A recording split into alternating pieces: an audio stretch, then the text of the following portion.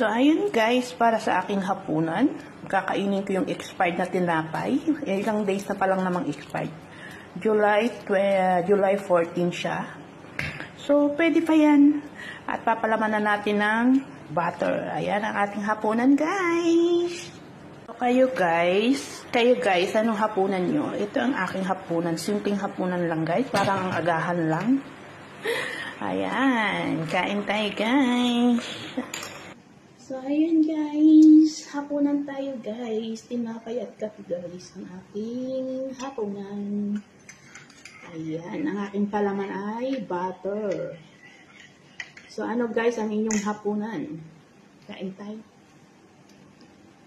Expired na to siya guys, kasi kailangan na kainin.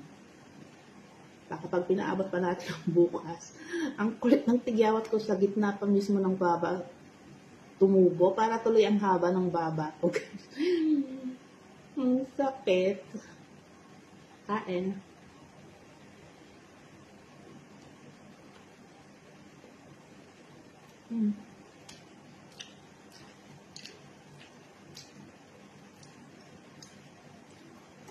Hapunan tayo guys.